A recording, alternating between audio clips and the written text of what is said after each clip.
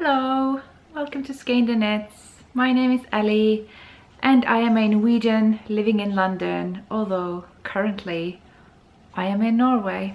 I am home in Trondheim, where I am from, and that's why there's a little dog beast behind me. She's kind of doing a kind of little bobbins type thing for me, which I'm much appreciative of.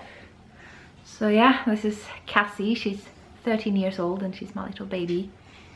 Got Dunya and Amy somewhere here as well, but they're just off doing their own thing. So anyway, thank you for watching already. If you're new to this podcast, I do want to let you know that this is perhaps a bit of an unusual one, because I haven't been doing this for more than a month, I think, or just exactly a month. And yeah, it's gonna be just a bit unusual just because of that, and I will also start off with talking about personal stuff, which is not usually my preferred order of things. I like keeping the more personal stuff for last, so that, you know, not everybody has to sit through it. Anyway, so if you want to get something more representative of this podcast, then maybe, I don't know, go one episode back. But if you don't care, welcome and thank you for watching. And welcome back if you are a returning viewer. Thank you so much for sticking by me in this time of absence, because I have been away for a very long time, and I have posted about it briefly on Instagram and Ravelry. I explained that basically I have been feeling quite sad for reasons that I can't talk about, and I won't. And I think if I told you why I have been feeling this upset, you would agree with me that that has no place on this podcast. It doesn't have place in the public. It's not that I am so personal and private. I can't possibly share it with you. I have no sense of personal privacy or anything. I just, honestly, this doesn't belong on the internet. But I am happy to say that it's not, things didn't turn out how I thought they would be. I thought I would have to kind of push myself back into this podcast and sit here and pretend to be happy until I could actually be happy, and just kind of keep it going despite low mood. But things are actually a lot better, so I'm very happy that I can say that. I still have a bit of sort of shock to my system, but I'm just going to push through that, and I am still going to be doing the podcast with some help from lovely Cassie here, who is now having a nap on the internet. Well done, Cassie. No, do none of the other dogs want to join me? Dunya? Dunya? Hey. And Dunya has graced us with her presence as well. As you can see, she's a lot bigger than Cassie. I'm not sure why that is. Why are you so big, Dunya? Why are you? Oh, you're so cute though. She's just the most trusting little beast. I don't know why, like, we got her after I moved to London, so technically, you know, I not really raised her in the way that I have with the other pups. I call them pups, they are so small though. And so, you don't want to leave. But yeah, we got her after I moved to London, so I just kind of come seeing her 2-3 times a year. But she's very trusting, so I don't know if she remembers me or if she just loves people in general. But I think, you know, we have managed to form a relationship over the years, haven't we? Yeah. Okay, do you want to go now? Shall we start doing the real knitting bits? Anyway, I just wanted to say that I, you know, from the bottom of my heart, want to thank you for all your support. This podcast has certainly had a place within me. Well, things have been difficult because, you know, when you have this kind of, when things happen, you kind of just feel like you've lost everything, and there's just nothing, and there's nothing really giving you anything, and it's just and I was like, but I still have the podcast. I'm not doing it right now because, you know, people have generally expressed that they enjoy the podcast because they enjoy watching my enthusiasm about yarn, and if I can't be enthusiastic, well, what sort of podcast is it really? But even despite that, I felt like, you know, okay, I'm gonna have a podcast and I have all these people give me well wishes on Instagram and what have you, and that means the world. So thank you so much. Okay, we should really get into the knitting now, shouldn't I? I forgot to say that you can find me on Instagram and Ravelry as Skeindeer. and there's a Skeindeer knit group where you guys have kept the activity going with the knit alongs that are going on. We're still doing the Color Your World Socks knit along. I still haven't thought of an ending date. I just enjoy this KAL. I enjoy seeing all the variations of colors that you guys have come up with, so I'm just keeping it open, you know. I have a price already. You're gonna get a kind of a, not one skein, but like a sock kit from Ovis etc, which is this sort of creamy color with shades of red. Obviously I don't have it here because I'm in Norway and my stash is in London, but yes, that is the prize. I might put some other nice bits and bobs in there as well, but I'm not in a hurry of wrapping up this KAL. I think maybe at the end of summer, something like that.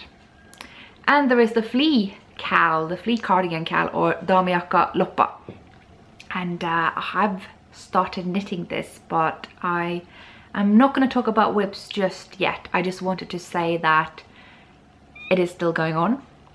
Me and Kristen of Wool and Vine and Yarngasm podcast are co-hosting it, and there are threads in either of our groups, so I highly recommend that you head over there if you want to take part. We don't have a finishing date for that yet either, so we're just going to keep that open forever and ever. Not really, but we just haven't decided when to finish it yet. And yes, I am so impressed with the progress you guys have made there. Some people have finished already. That's crazy, and I am very impressed. So yeah, I am definitely on board with that as well, knitting my own flea cardigan. Apologies for the little noise. There are dogs walking about on the wood floor. That's right, Cassie. So yes, the KAL is going on. That's basically what I want to say, and thank you so much for keeping up with everything and being active on the group. And I am going to try to be more present now, and I have been before as well. I did read everything. I'm just kind of, my mental space was a bit so and so, and obviously now I'm on holiday, but I'm still trying to be on top of things. What a way to start the podcast, changing batteries. Preparation, you guys. I'm a bit out of the loop.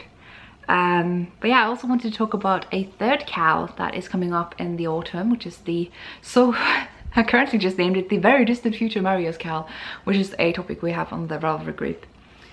It is very distant still. Like, I don't know when we're gonna start it, probably September, October-ish. And the KAL is about knitting your very own Marius. The name Marius is a type of Norwegian sweater. I happen to have the pattern on a laptop cozy, which my aunt made me, but it comes on a sweater. I just don't happen to have any sweater like this available at the moment, although we will be seeing a dress at the end of the episode. And I want to make a few things clear. There are several Marius patterns out there, but not everything goes. So I have been getting a lot of questions, like people sending me, say, a pattern of Dale or a pattern of drops, and asking me, can I do this? This is obviously Marius. It is not. The only people who are allowed to sell Marius patterns are Sandnes design, okay? And this is because the copyright belongs to them and the designer in Sørlandskofte. Now there are a few people who have made their own Mariuses, like, what's her name, Elin Oftedal, I think she did that. I will accept that, but it's mainly, the point is, this chart has to look exactly like this. What Drops has is not this. You might think it resembles this. It is not the same, and I can't just say it clearer than just holding this up. This is what it needs to look like, okay? Nothing else goes. And having said that, you know, if you do choose to, if you say, I like that chart, I just don't like the designs of Sandnes, that's fine. You can just take this design, you can take this chart, it's an 18 stitch repeat, put it on something else. I'm okay with that. My main thing is that it has to be this, okay? And yeah, your best chance of getting that is from Sandnes Design and Scandinavian Knitting Designs, skdyarns.co.uk or .com, I'm not sure. They have those patterns for sale in English, so that's your best chance of getting some. And they exist in, you know, all sorts of weights. You know, there's the chunkiest one in Fritidsgarn, and the finest one, I think, in fine alpaca and sisu, which is sort of fingering to sport weight. And there is the classic one in Gynt, which is a yarn I'm also going to be talking about in this episode, but not just yet. And that's a more classic DK The reason why I'm being a bit sort of roughly weight-ish is because we actually don't use those weights in Norway. We generally just say DK is usually what we just refer to as normal, and then we say it whether it's thinner or thicker. And then sometimes we would talk about plies. So a 3-ply is usually a DK, I know, and a 2-ply is usually a sport or fingering, but they still kind of usually stay 2-ply even if they're down to lace. So it doesn't really tell you that much, and they can be 2-ply when they are thicker as well. They just have just thicker plies. So yes, that's that. So yeah, that's what I want to say about the Marius KAL. Just be aware that there are several patterns and they come in different weights, and it has to be a authentic Marius. And if you're unsure still, I have made a bundle on Ravelry. So within my favorites, there are a couple of bundles, and one of them is called the Marius something, and that's where I put eligible patterns. I have linked to this from the topic in the Ravelry group, the very distant future Marius KAL. So hopefully that will make things a bit easier for you guys. Yeah, so shall we move on to finished objects? Because you're looking at one, you're actually looking at two because there's one in the background as well, but I thought we could talk about Chuck. I am wearing Chuck. Look at those shoulders, how funny. That is so weird. Why are the shoulders doing that? I don't know. I think the sleeves are a bit long, so they kind of push up and then you get that weird shoulder thing. That's not a design feature, but who says it can't be, really? So it's a bit of a square shoulder. It's, yeah, this is weird. It's just weird. Anyway, this is Chuck. So shall I just get up and show you a bit more? The light today is a bit funny. It's light coming from that way and that way. And that, you know what? Hang on. I think that's an improvement. So now we can look at Chuck in all his glory with the funny shoulder thingy things. So as you can see, if you know about the Chuck pattern, a design by Andy Satterlin, the rib here is a lot longer. I don't know why, but my row gauge is always just too short, so it would have been this short if I'd gone by the pattern. So I just had to make it longer, and I guess this gives it a kind of a vintagey look anyway, so I guess that's fine. I did enjoy knitting this. Don't leave me, Cassie! Come back, come back. Come here. You beasts. Treacherous dogs. Have some gripe with this pattern still though. And this is similar to what I have with the Agatha cardigan, which I happen to have here. Hang on. So I did bring Agatha because I need to weave in the ends, and I was going to look for some buttons here in Norway. So this is Agatha. Gosh, this is the worst light situation I've ever had in my podcast. It's even worse than the one I did around Christmas when it was dark. Agatha, yes. And my gripe with these patterns are kind of the same, and that is Andy Satterlin seems to be making her patterns for her body, and then she makes several sizes, and that's it. Now if you have a different body type, even just slightly different, that could be a problem. But obviously you just adapt, and I am no stranger to adapting patterns at all. I adapt all the time. I adapt even if I don't have to.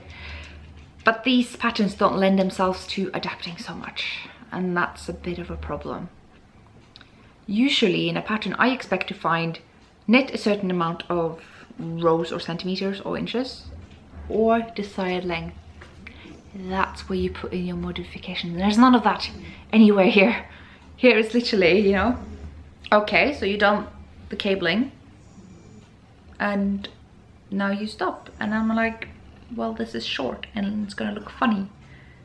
So I'm trying to find out where I can put in the length. Like, I don't need a pattern to tell me that, but there wasn't really anywhere I could. There wasn't any like extra cabling offered maybe for people who need to make it longer.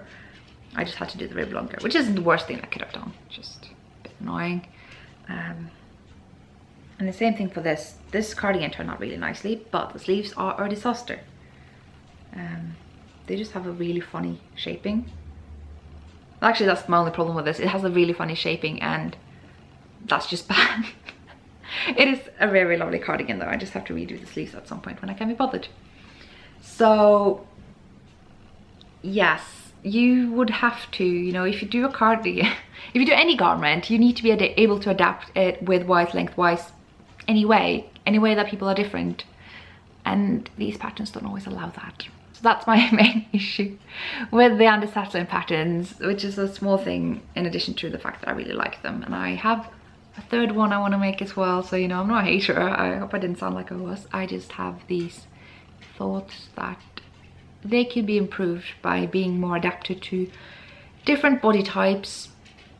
Yeah, but having said that, I'm really happy with the sweater, even though the shoulders are a bit wonky.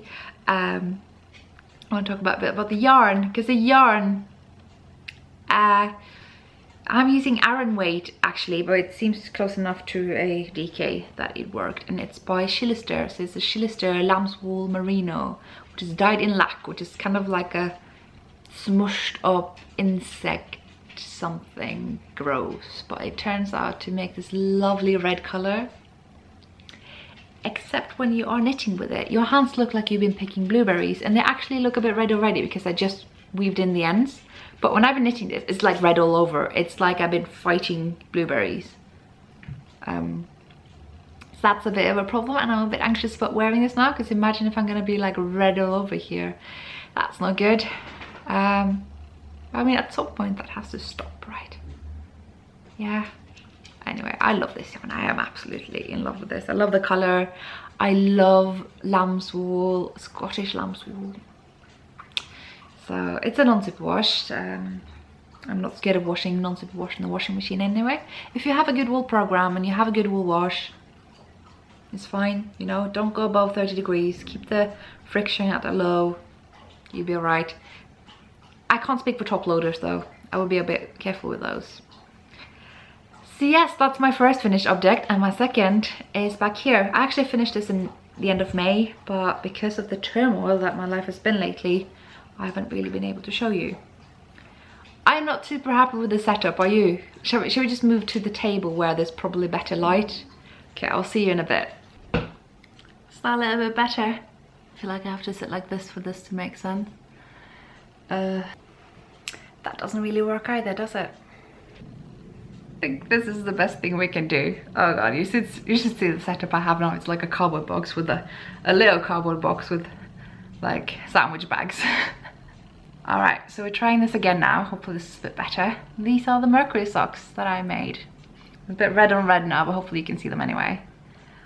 I am super happy with these. So some of you might remember don't focus on the plant. Oh my god, nothing's working now today. Anyway, some of you might remember I made these. I got them this far on both the socks because I was doing them at the same time, and they were a bit big because I'd just gone wild with the needle size and stitch count. So I ripped them out and did them again, and this is what we have. The lovely sound of little puppy paws on wooden floor, you guys. The lovely sound.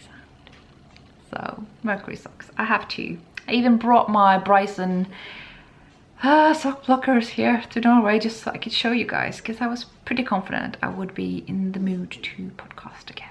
So, the Mercury socks. I knit them in Countess Ablaze Lady Persephone yarn. It's a lovely, lovely blue-faced Leicester sock yarn. So it's got nylon as well. It's blue-faced Leicester fibre.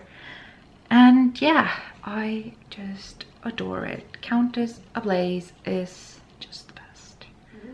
Although I have issues with her yarn colouring off as well. Not with this red yarn, but with her more blue yarn. And I was making that Helen Stewart shawl, the amulet shawl, that's right. But this yarn was fine. I didn't get red hands from this, like I did with the sweater. So yeah, I'm just really happy with them. I'm a bit scared of wearing them because they're just so friggin' pretty, and I actually don't have that many hand-knit socks. I tend to do a bit elaborate socks once I do them, so I don't end up doing that many. So yeah, these are just very, very precious, and I might have to make a few Mercury socks before I feel brave enough to wear any of them. That's a bit silly. I think that's all I wanted to say about the... Oh no, I have another thing. I'm going to talk about the heel. Because as you can see, this is not the usual heel flap, it's the Fish Lips Kiss heel.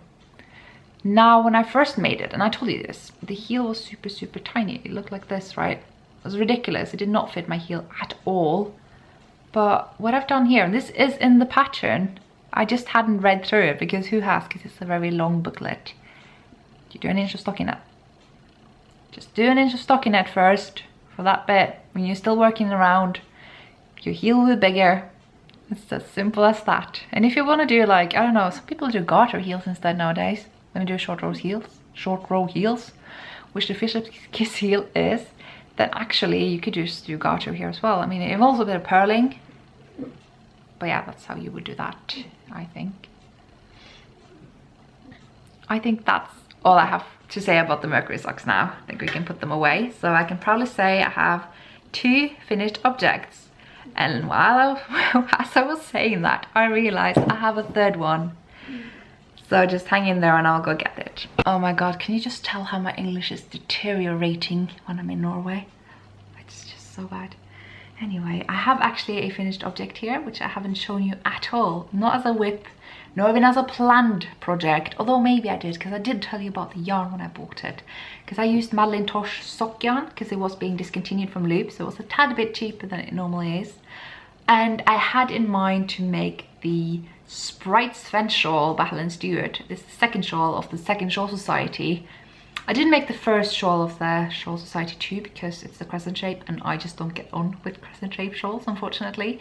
But this, I found out, was going to be a half pie, which my mathematical boyfriend keeps telling me is actually a whole pie because you need 2 pies to make a circle. So we should really call the full pie shawls double pie shawls. And I like that because the more pie the better. But this was going to be a half pie and I was told that I would need a gradient. Maybe, you know, you could do what you want, but obviously she recommended basically a high twist merino gradient, and I just happened to come across these 3 skeins that made a really nice gradient and is pretty much the same base, although from Madeleine Tosh instead. So I was just buying that even though I had no idea what the pattern was going to look like.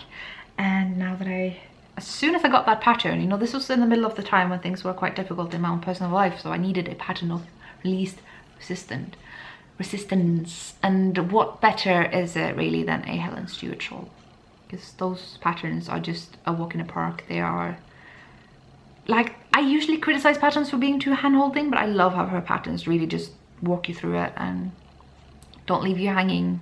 You can just bring it anywhere, you know, there's no, you can bring them to knit nights and stuff. You still don't need to like take a time out and think. You may have to count stitches every so often, you know, but you always have to do that in patterns. So it's very a sociable knit as well, which I did need. So this is it. We need to just kind of sit back a bit so I can show you this.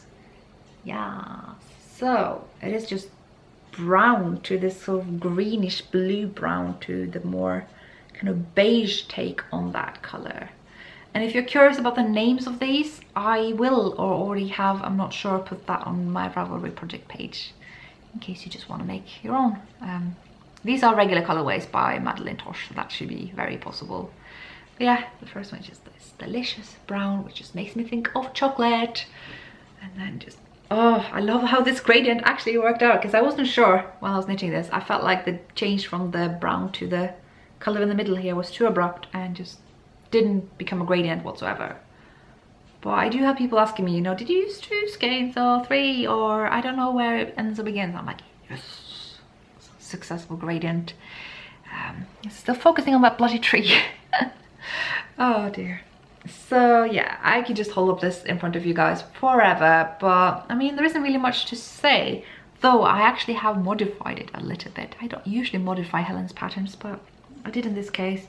Because I have had some shawls roll over for me sometimes because they don't end in enough garter, so I just added some garter ridges at the end. So you can see here this kind of garter ending, the pattern doesn't actually come with that, but I wanted it, so I did it. And if you want to know how I wear my shawls, I wear them like this, and I have been wearing this and received many compliments.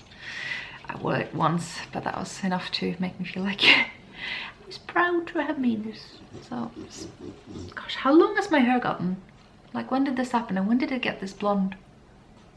So yeah, this is how I now wear my proud knitwear, and I would be wearing those socks as well and just like hold up my feet in front of you, but I am not an acrobat, and yeah, I'm still a bit scared of wearing those pretty socks. Anyway, shall we move on to works in progress instead? I did bring almost all of my whips, my active whips, not my UFOs, to Norway. I'm only going to be staying here until mid-July. Hello, dog. Oh, I'm sorry. Do you want to join? Excuse me. But yeah, I brought a number of whips, but I'm only going to show you 2 today. Isn't that right, Dunya? So this is Dunya. She's named after a character in a Swedish children's book. She's called Dunya. That's that. But Cassie, who you saw in the beginning of the episode, is getting a little sweater.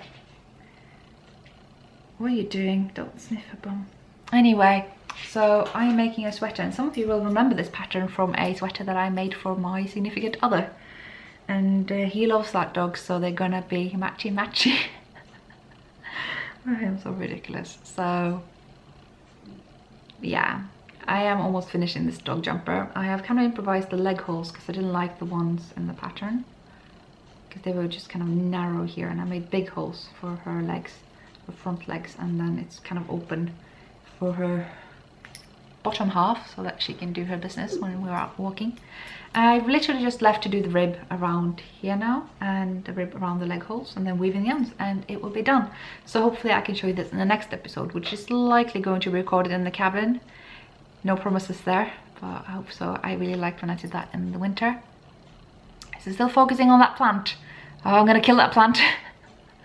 So yeah, I am using Cascade 220. That was the same yarn that I was using for the sweater, and because I had to make that sweater twice because someone lost the first one, I ended up with a lot of scrap yarn. So I'm getting rid of the scrap yarn now.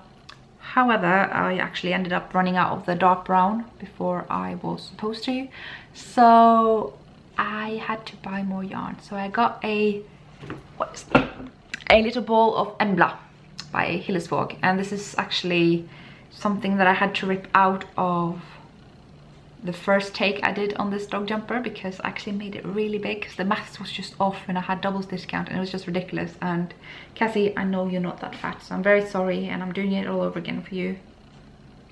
She's deaf, she can't hear me, and she doesn't understand English.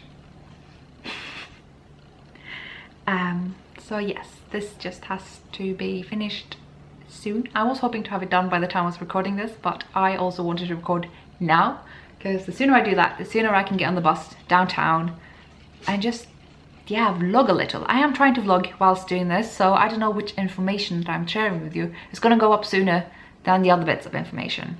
So you might have to listen to a few things twice. I think I'm actually going to do a yarn haul twice, because I did do a yarn haul for the vlog, but I think I want to cover that in this episode as well. So yes, first we'll do our last work in progress before we get into the yarn haul. I am working on the fleece cardigan, so I'm making a lot of noise. This is the fleece cardigan, and the light situation here is still not great because there's just light coming in from everywhere, and that's not good. Pro tip, if you want to do a podcast, light should be coming in from the front, it should be natural. And I have light coming from everywhere, and my camera likes to adjust, so it's just kind of toning things down.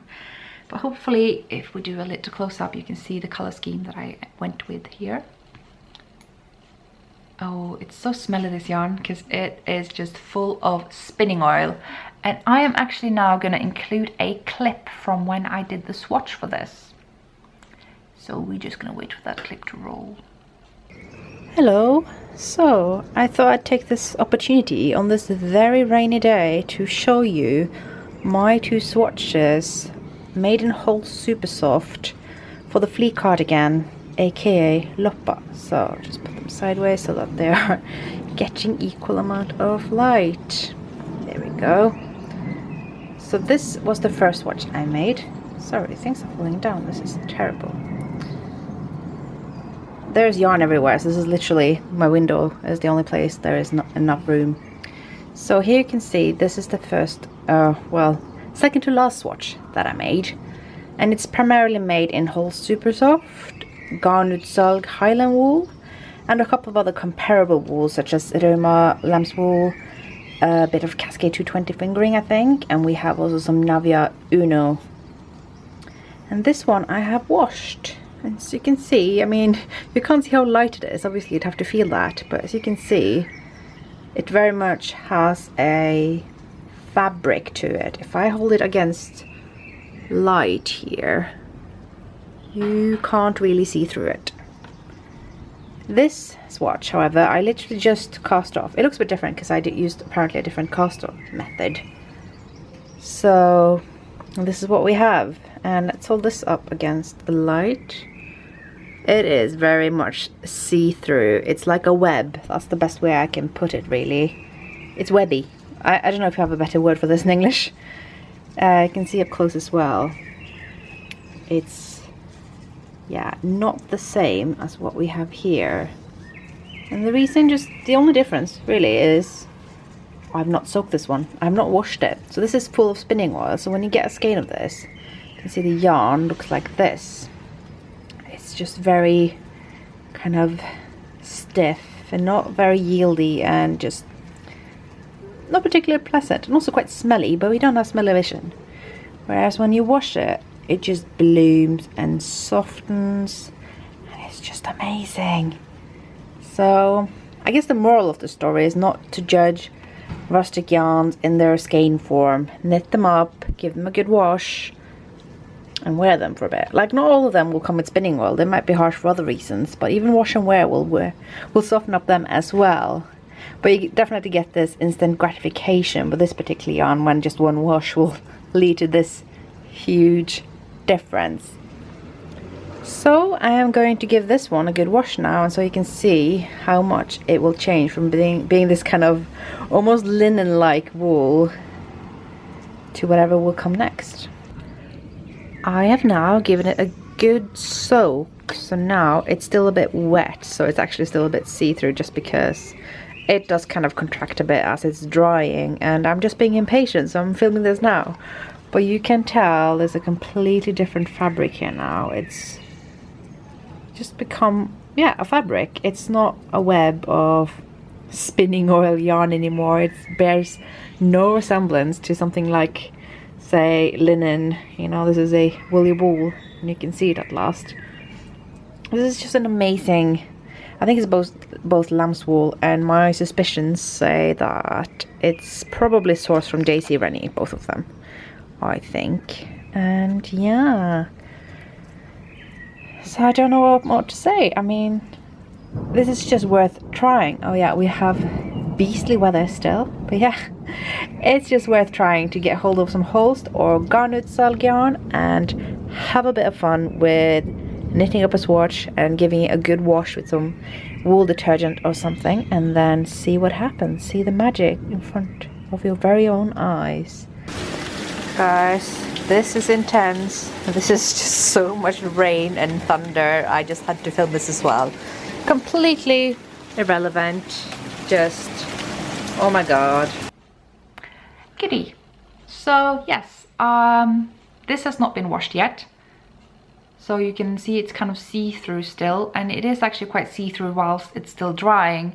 But during the washing process and the drying process, it blooms and just becomes amazing. So let me show you this swatch, what it looks like now.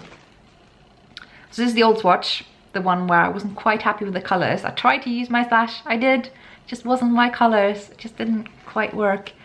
And this was the first swatch, which I also wasn't super keen on. And this is the final swatch, which I just, yes, this works. And now you can see it's actually less see-through. It has just filled in all the gaps, just really bloomed, and I just adore this yarn. So that's Holst Super Soft. In case I didn't say that on the clip, I think I did.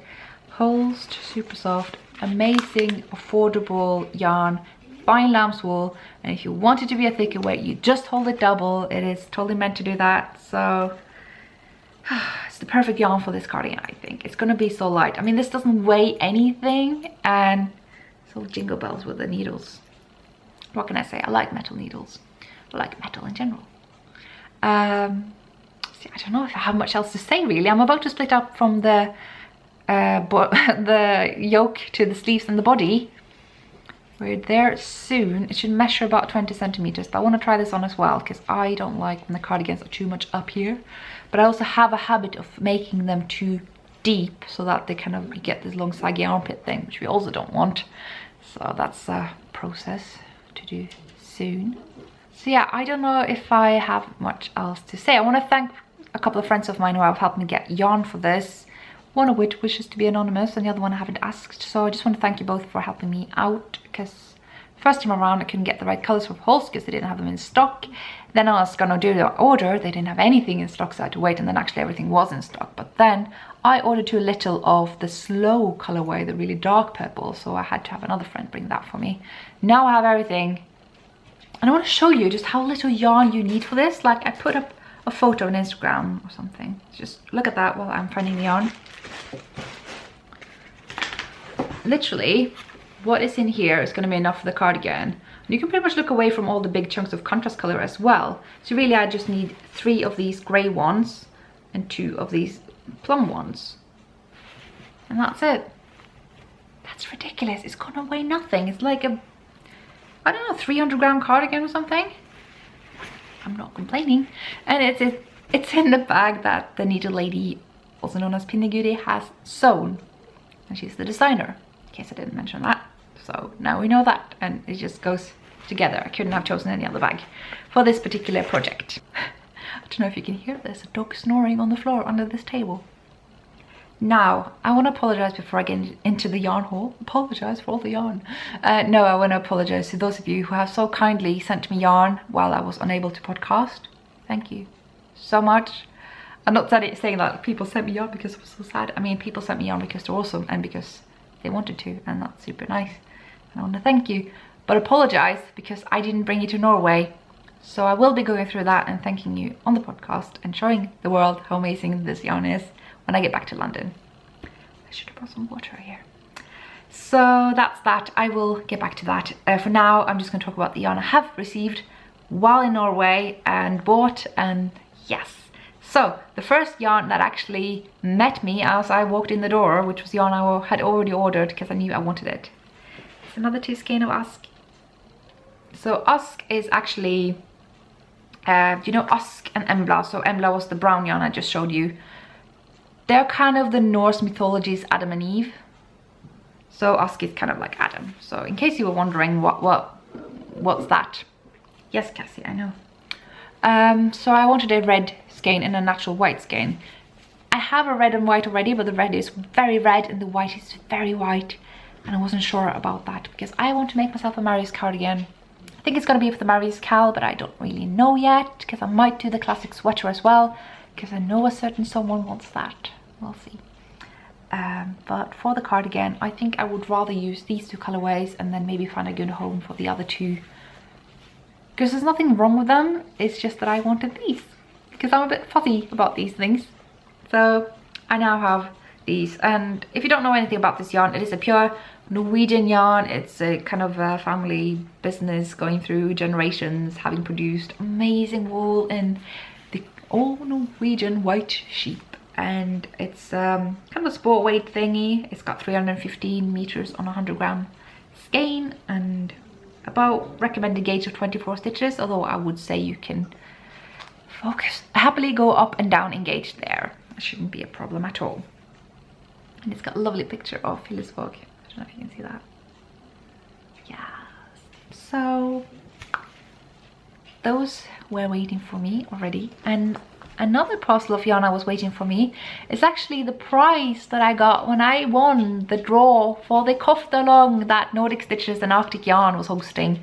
They did a draw each, I believe, but I won Nordic Stitches draw. So I received the prize, which was 2 skeins of Nordlys, which translates to Northern Lights. Now this yarn normally comes in amazing Northern Lights inspired colorways, but it also comes in this lovely white, which I'm just seeing a shawl scream my name, honestly. Can you imagine this white, lovely, soft shawl? Or I could dye this, because I have been experimenting a bit with dyeing in my absence while I was away from the podcasting. I wasn't absent from myself, that would be horrible. Anyway, so I tried dyeing and I dyed some avocado yarn. If I have a picture of that, I'm putting that here. If not, I am sorry. I have mixed feelings about the whole avocado process because it turned into a kind of mushy brown. I think my avocado had gone a bit bad, but I also think that's the kind of color you get if you just have a lot of avocado, which I did because I wanted a strong color and I got a strong color. So for that I am very happy. But I kind of want to experiment with beetroot And I tried it, but I actually didn't set the color because I was just not in the mental space for it. I just rinsed it and I was like, I'm going to do this later. I don't have time. I'm going to Norway. It's just not a thing now. So maybe I'll try beetroot coloring this. Or maybe just do what people do and get acid dye. I have no ambition of being a yarn dyer. It's just kind of fun to experiment with these things. So if I could dye these, that would be super cool actually. I just would have to wind them and that would be annoying. Or maybe I'll just do a white shawl. Because this yarn is delicious. It's so soft and oh, I just love it. It's kind of fluffy too. And I like white lace. Lace just knit in white yarn. I also want to show you these stitch markers. Can you see them? Is it focusing? I think it's focusing. So thank you so much, Lily. That was so kind of you. And not only did she send me these two, she sent me 3 skeins of Gynt. So the Gynt I mentioned earlier in this episode, that's the classic yarn that most people will do the Marius in. And I can only recommend it. And I'm like desperately looking for excuses to knit something in this yarn. And I think in the distant future, I might try to replicate the cardigan that we have in the cabin. Hopefully I will get to show you that cardigan soon if I get my bum up to the cabin during my stay here. So maybe get more yarn of this. For now I just have these 3. Which could, you know, become a hat. I think maybe a Satistar hat would be in order. I kept trying to make a Satistar hat for myself. If you don't know, Satistar is a place in Norway that has an amazing knitting tradition. That's usually where those classic black and white cardigans come from. So I think that's a good thing for these. And I just love this yarn. So, what was I going to say? Sandnes yarn, which is where this is from. They have 2 yarns like this. There's the superwash and the non-superwash, and Gynt, focus there, is the non-superwash. And I have used Smart, which is the superwash, and I've kind of liked it, and I have a few skeins of it, but lately I've just felt like it's just too heavily superwash treated, and I just don't really care for superwash that much.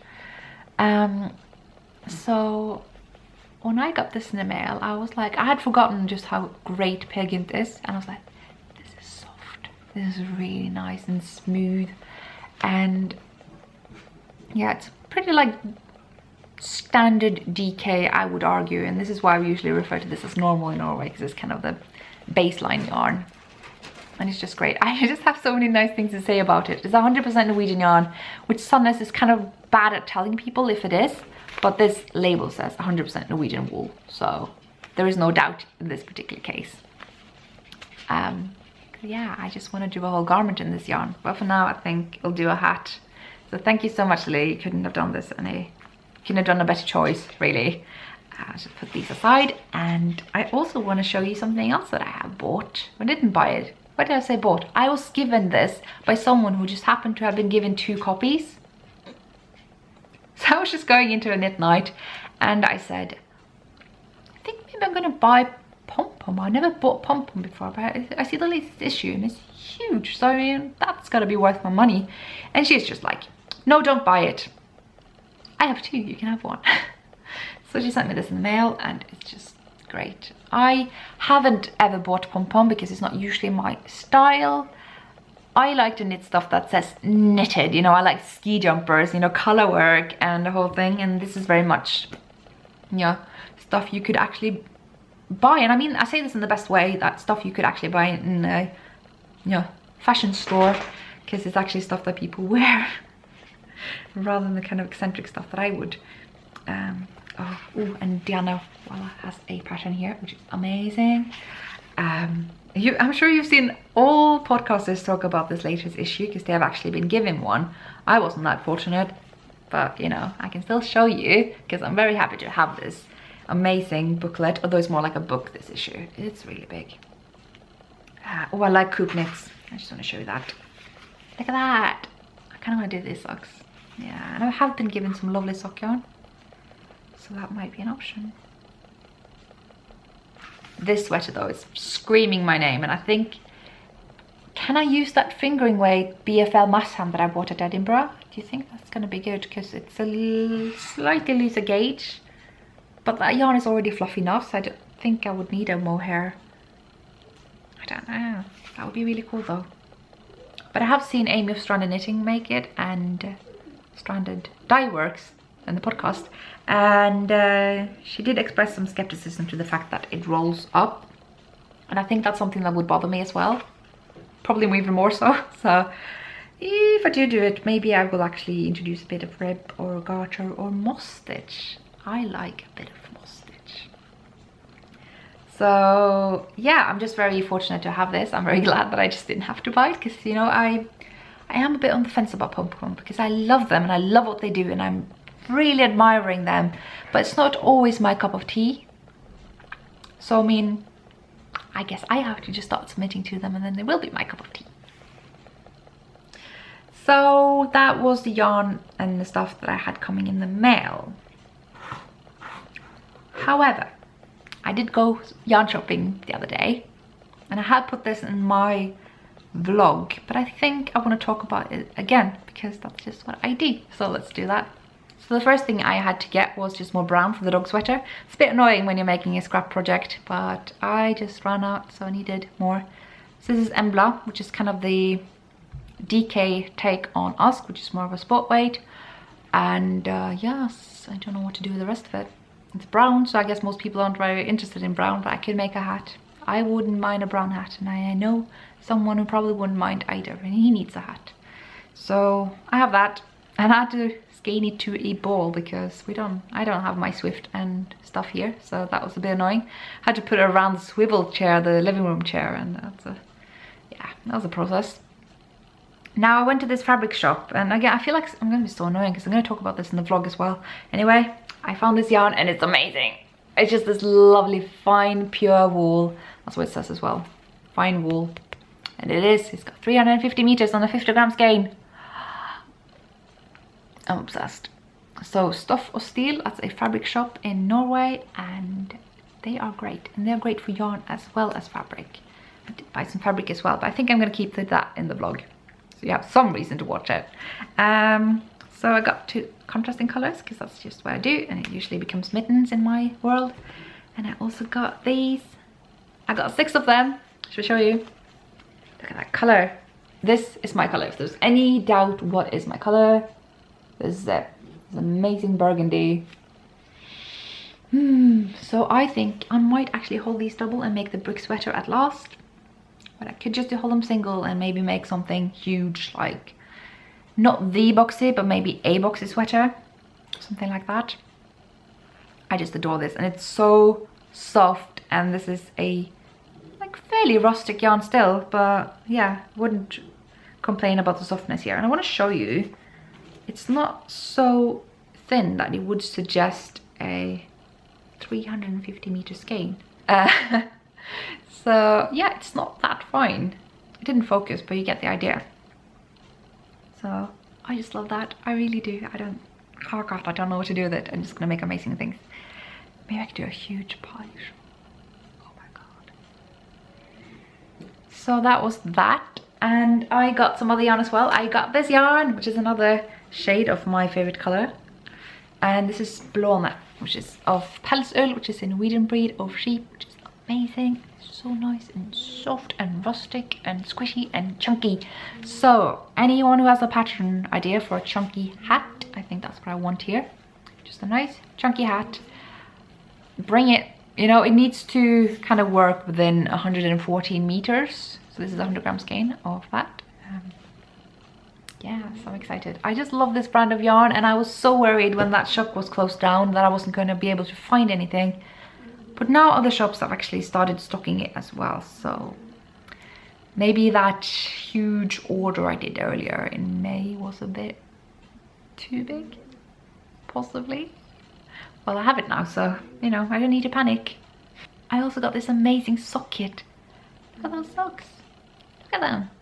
So this is going to keep me up to speed with the box of socks KAL, because I've been really lazy there. And yeah, so this is the Fjord yarn. A bit too lazy to take it out of the thingy thing, but you know. 2 fairly big blue skeins and 1 smaller white one. It's not the cheapest kit. I mean, I never really bought a kit, but this is a £24 worth. So that's the UK currency. 239 Norwegian money. Almost said that in Norwegian. Oh dear. So this is called the Blue Rose Socks. And I actually brought a kit. I never knit from a kit before, I think. That's gonna be exciting. So the sock yarn here has actually got 250 meters and a 100-gram skein. So this is like a heavy sport weight type sock. But I got even thicker sock yarn because I just like thick socks. That's the kind of socks that I wear. I use socks like slippers. I don't really have like knitted socks in my shoes and that kind of thing. So yes, let's have a look at that. I got 4 skeins.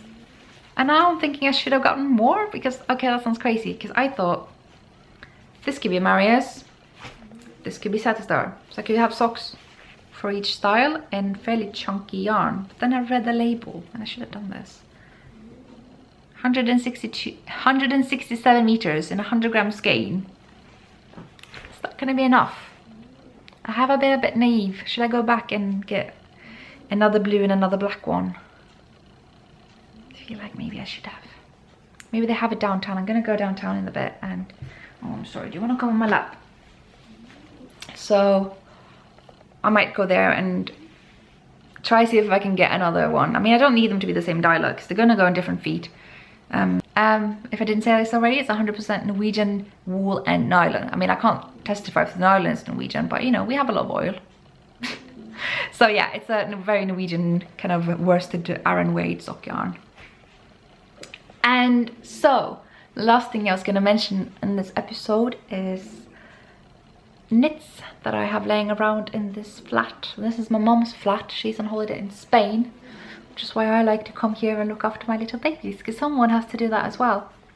And there are a lot of Ellie knits around this flat, so I thought I could show you that in just a little bit. I'm just gonna have to go fetch them, so I'll be right back. One thing that I actually wish I could have shown you, because I just finished this when I started this very podcast last year, is a sweater that I made for my mum. But obviously I had to leave it here because it was for her, and I actually hid it somewhere because it was a Christmas gift. And I finished it in August, I think. So this is the sweater in question, and she's actually been wearing this, which is probably a first for all the stuff that I knitted her. So there we go. It's a very lovely merino cotton blend by Dale. I think it's called Lerke. And this pattern is from the cardigan book. I think it's the second cardigan book, so Kofteboken 2. And it's called Sandnes. No, wait, it's not. Sørlandskofte. So it's the cardigan from southern Norway. It actually has the full colorwork bodies as well, but my mom just wanted a very simple yoke, and that was an option, so I did that. And yeah, I did a different yarn than recommended. It recommended alpaca, and I have my reservations with using alpaca for traditional colorwork knits. Just don't think it's a good idea, unless you're using a wool blend. I think that could work. But for my mom, who gets very, very easily hot flushes, you know that age. Sorry, mom. She needed something with a bit of cotton, you know, something a bit less hot.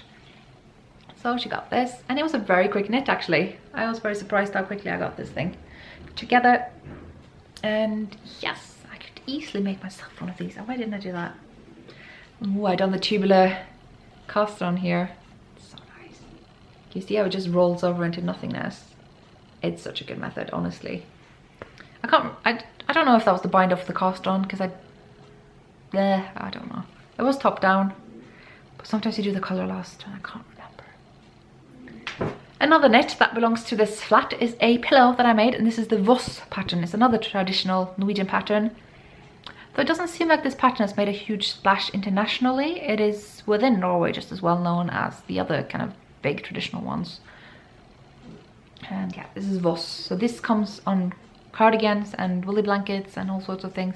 And I just decided to make a pillow. I think the original plan was to make it for some friends, but then I thought, oh, it kind of looks a bit nice on this sofa, so it lives here. And this is one of those sweaters that mum never wore, because it's alpaca and super hot and a bit tight under the arms, to be honest. That's the Buttercup. So I did a long sleeve Buttercup. It doesn't really come long sleeve, but I did that. And yeah, it is just a bit too short here. Again, I might just blame my little ridiculous row gauge again.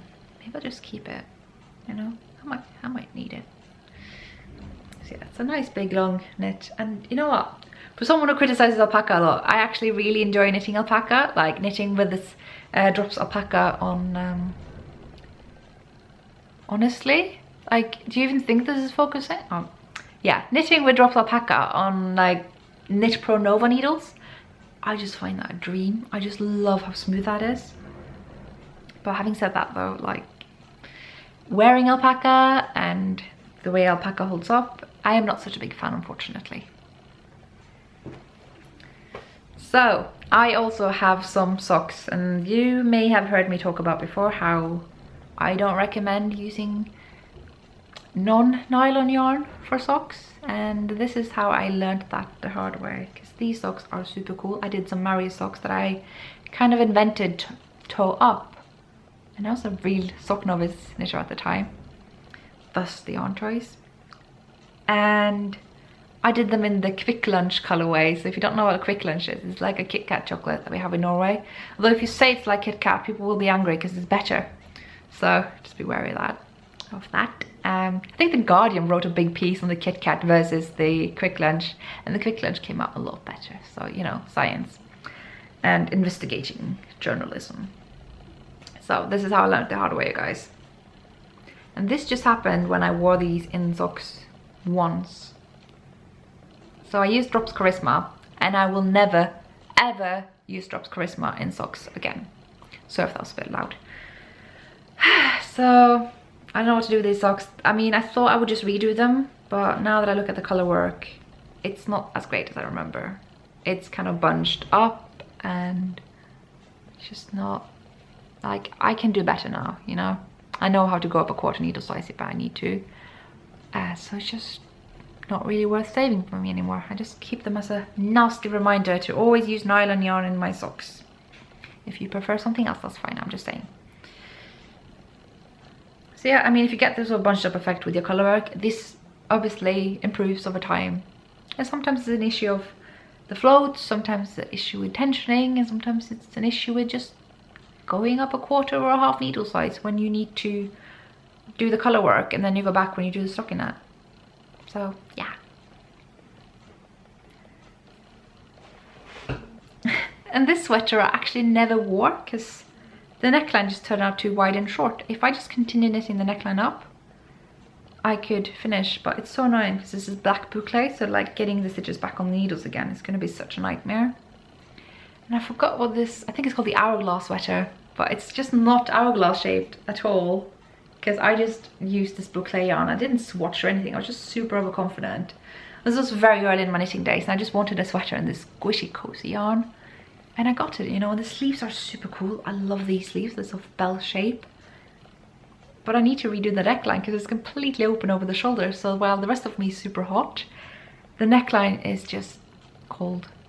And I've been toying with the idea of giving it away or selling it, but I think I could still love this. It just needs that neckline fixed.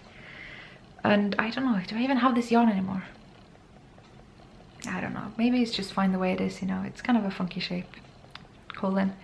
Trendy, and I'm sure the kids dig it. And I actually made a buttercup for myself, and again I haven't worn it because it is tight under the arms, turns out.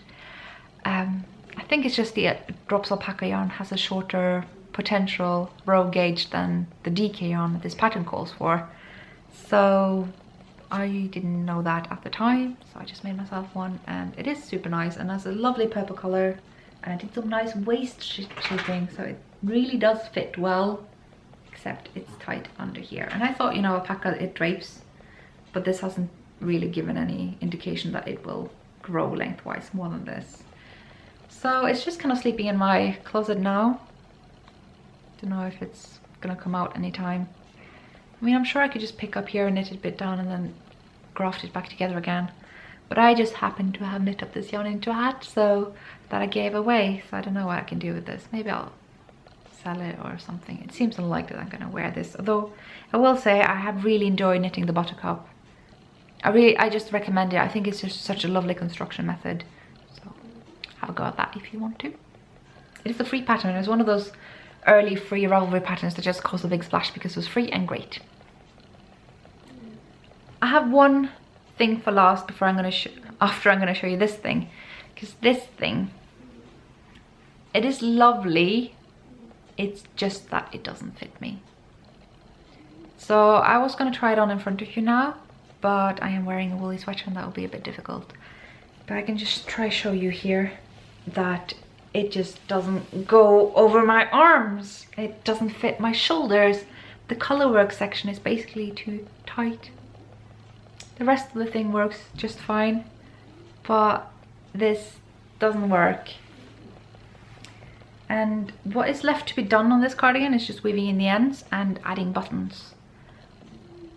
I'm not going to do that because this is not going to fit me. So what I want to do is ask if any of you want it.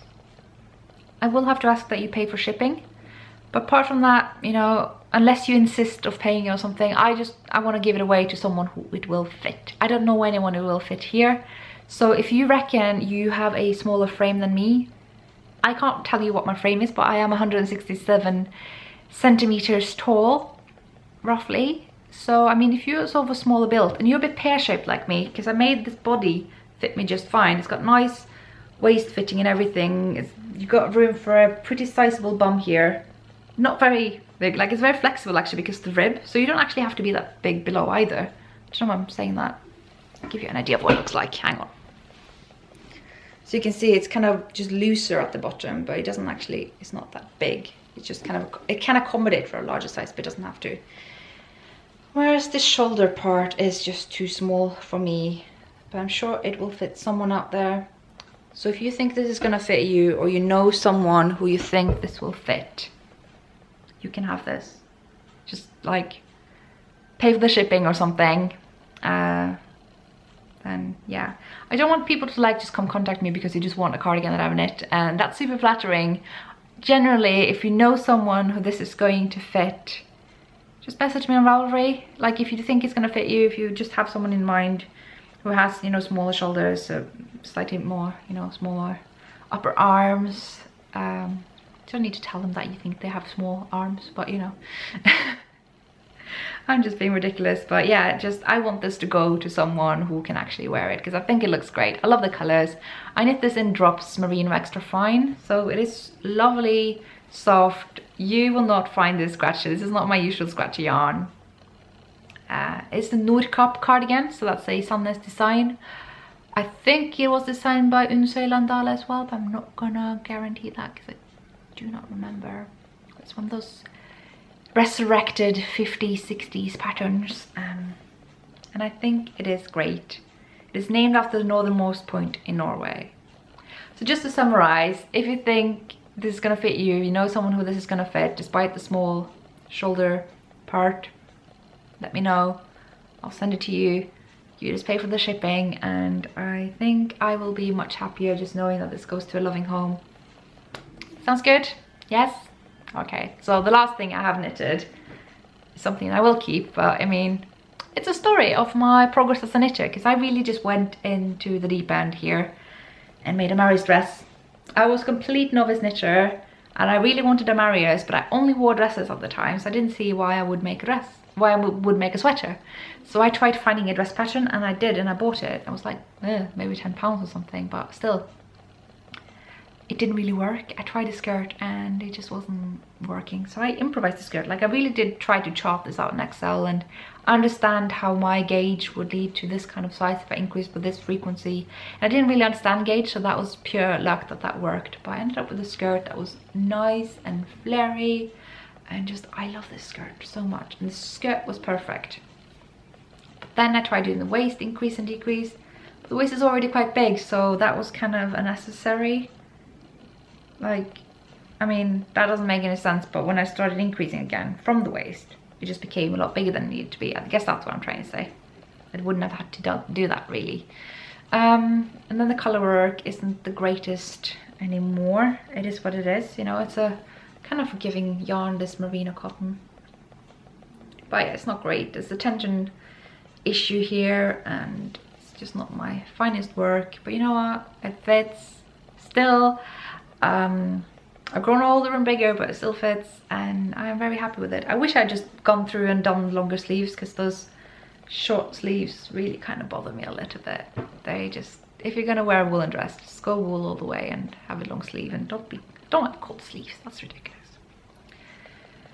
But I wanted to show you this because I was talking about the Marius KAL earlier, and you know, if you want to use the chart of the Marius pattern, which looks like this, let me just repeat that. This is what it should look like. You don't have to use the patterns that Sandnes has if you don't like them. You could just take this chart, transfer it and put it onto something else, as long as it is, you know, a sweater or a dress or a vest or a jacket or a cardigan or something in that category. So that's something you could do, you know, just plop it onto something else. It still very much looks like a Marius, you know, so yeah, I think that's all I have to talk about today. It's been good to be back.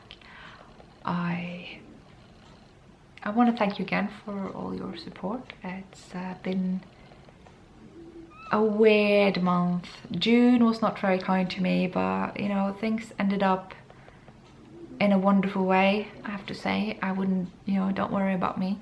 I mean, it's nice if you worry about me. It's just nice to have people's concern. I'm not gonna lie, it's been super lovely to know that I have this kind of network of support. You know who you are.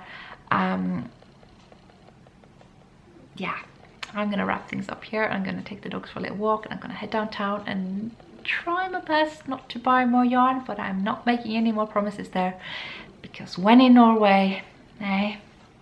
So thank you so much for watching, and I hope you'll have a lovely week, or however long it takes me until I see you next time. Bye.